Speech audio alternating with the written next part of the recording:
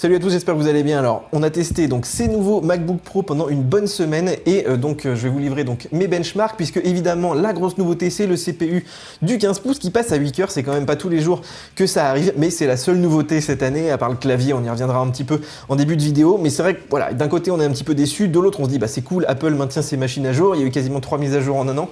Donc voilà, on va se concentrer aujourd'hui sur l'augmentation des perfs puisqu'il y a vraiment que ça comme nouveauté. Pour le reste, vous pouvez quasiment reprendre nos vidéos mot pour mot de l'année dernière. Alors, on avait déjà parlé du clavier dans la vidéo précédente, mais entre-temps, il y a quand même iFixit qui l'a démonté, qui a vu effectivement qu'Apple avait mis des nouveaux matériaux dans la version 2019. Alors franchement, esthétiquement, même au niveau de la frappe, moi j'ai vu aucune différence. Mais voilà, on a le couvercle des interrupteurs qui est en nylon, on a le petit dôme aussi en métal qui a changé, mais on ne sait pas exactement par quoi. On ne sait pas exactement pourquoi. Apple n'a rien dit là-dessus. Effectivement, est-ce que c'est contre la poussière? Est-ce que c'est contre la corrosion? Est-ce que c'est le matériau qui fatigue un petit peu trop vite? Voilà, c'est vraiment des problèmes assez difficiles en fait à assumer pour Apple. Et puis on ne connaît pas la cause. Moi j'ai vraiment l'impression d'être un bêta-testeur depuis 3 ans et ça commence à être un peu pénible. 4 générations de claviers, vous vous rendez compte, sur une génération de machines. Alors voilà, on espère effectivement qu'ils ont corrigé le problème. On n'a aucune garantie d'ici 3 mois, 6 mois. Et surtout, on espère que pour la prochaine génération de MacBook Pro, d'ici 1 an ou 2, ils changent complètement ce système et qu'on retourne à quelque chose d'un petit peu plus fiable. Alors maintenant parlons donc de ce fameux processeur. Alors un petit coup d'œil déjà sur les 13 pouces, vous voyez qu'effectivement il n'y a quasiment pas de changement. On gagne 100 MHz, 200 à 300 en mode turbo. Franchement, ça va pas vous changer la vie si vous avez acheté un Mac l'an dernier.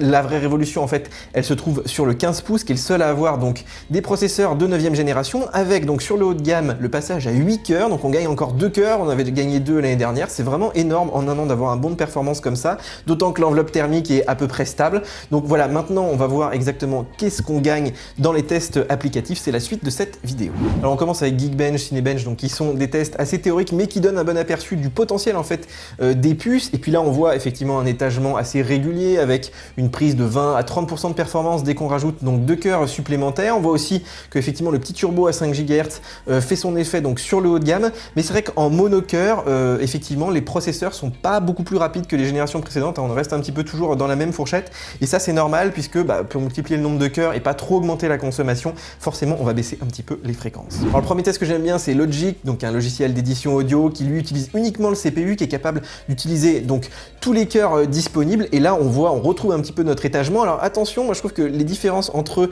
le 4 cœurs et le 6 cœurs l'an dernier étaient plus importantes qu'entre le 6 et le 8, où voilà, ça dépend un petit peu des machines, mais c'est vrai qu'on prend un petit peu moins de performance. Et puis faut aussi noter que par exemple un iMac à 6 cœurs, donc qui a des fréquences plus élevées, qui est une machine de bureau avec un meilleur refroidissement, c'est à peu près l'équivalent d'un MacBook Pro à 8 cœurs qui lui a des fréquences un petit peu en baisse. Donc voilà, c'est assez intéressant quand même de se dire, si je fais de l'audio, un iMac à 8 cœurs restera quand même plus performant. Alors sous Final Cut Pro qui utilise le CPU et le GPU qui travaillent en même temps, là on pourrait se dire tiens, le CPU a pas tant d'importance que ça. Et regardez ce test là sur l'application de flou et de contraste où finalement le passage de 6 à 8 cœurs a plus d'importance que de mettre par exemple une Vega 16 ou une Vega 20 qui coûte quand même cher. Donc là vous voyez que sur des logiciels de montage comme ça, alors évidemment il y a plusieurs tests à faire sur ces programmes, mais là dans le cas présent le CPU a encore beaucoup d'importance. C'est pour ça aussi que les pros travaillent avec des gros Mac Pro avec plein de cœurs à l'intérieur. Alors un autre programme que j'aime bien c'est Resolve puisqu'il est optimisé à la fois pour le CPU et pour le GPI, mais ça dépend un petit peu de ce que vous faites. Par exemple, dans des effets de contraste flou ici, on a une bonne répartition donc entre le CPU et le GPU. Par exemple, si vous avez une Radeon Vega et puis un MacBook Pro à 6 cœurs, vous avez les perfs d'une 560X avec 8 cœurs. Vous voyez que ça s'équilibre un petit peu. À l'inverse, si vous faites du débruitage, là vous avez le CPU qui fait vraiment toute la différence. Si vous mettez une carte Vega, ça change rien. Et à l'inverse, on a aussi l'effet de grain de film, lui qui s'appuie essentiellement donc sur le GPU. Donc là, vaut mieux prendre une Vega que 8 cœurs. Bref, vous voyez que au sein d'un même programme, en fait, suivant ce que vous allez faire, c'est très difficile de se dire est-ce qu'il vaut mieux prendre le meilleur CPU ou le meilleur GPU. Évidemment, si vous avez le budget dans ce type de programme, mieux vaut tout prendre. Alors on termine avec la suite Adobe qui a fait quand même des gros efforts en termes d'optimisation ces dernières années. Alors sur le CPU, bon, ça c'est normal, il gère maintenant tous les threads, il n'y a pas de souci, on gagne à peu près 15-20% en passant de 6 à 8 cœurs. Mais vous voyez qu'il est de mieux en mieux optimisé pour le GPU. Là par exemple, une Vega avec un processeur à 6 cœurs, donc d'ancienne génération ou d'entrée de gamme cette année, c'est l'équivalent à peu près d'un 8 cœurs avec la 560X. Donc vous voyez que ça s'équilibre bien. Bref, ils font le job et franchement ils progressent chaque année. Donc voilà, évidemment, vaut mieux prendre le meilleur CPU et le meilleur GPU quand vous faites par exemple du After Effects ou du Premiere, mais c'est vrai que d'avoir l'un ou l'autre, c'est toujours un bénéfice et ça c'est quand même bon à savoir. Alors une question qu'on m'a beaucoup posée, c'est est-ce que ces machines sont bien ventilées? Est-ce qu'elles gardent bien leur fréquence? Alors la réponse est oui, on n'a pas les problèmes de l'année dernière. Vous vous rappelez, Apple avait dû sortir un patch puisque les fréquences de base n'étaient pas maintenues. Là, on nous promet 2,4 GHz, si vous faites un test même très long, la machine chauffe, elle monte à plus de 100 degrés, on arrive quand même à maintenir les fréquences.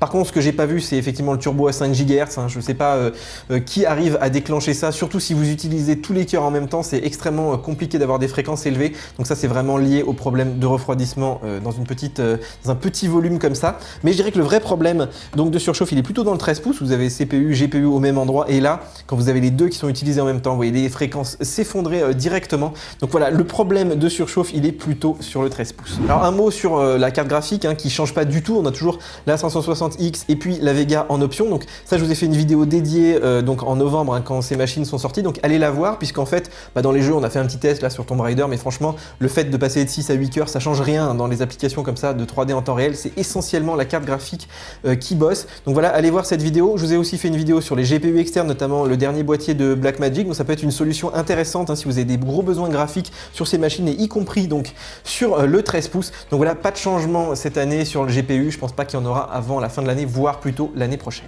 Alors l'autonomie, je la trouve assez stable par rapport à 2018, mais je la trouve médiocre hein, franchement. Si vous faites que du Final Cut Pro, ça dure à peu près 2 heures maximum.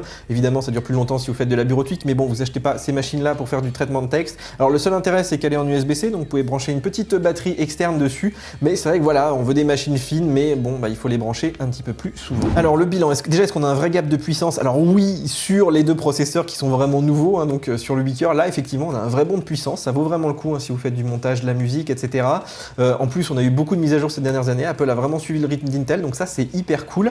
Par contre, de l'autre côté, on a eu quasiment aucune nouveauté. Alors sur le 13 pouces, on n'a pas eu de nouveauté au niveau par exemple de la webcam, qui est toujours de qualité moyenne. On n'a pas de Wi-Fi 6, la touch bar est toujours pareil, on n'a pas de 4G, on n'a pas d'écran 4K, d'écran OLED.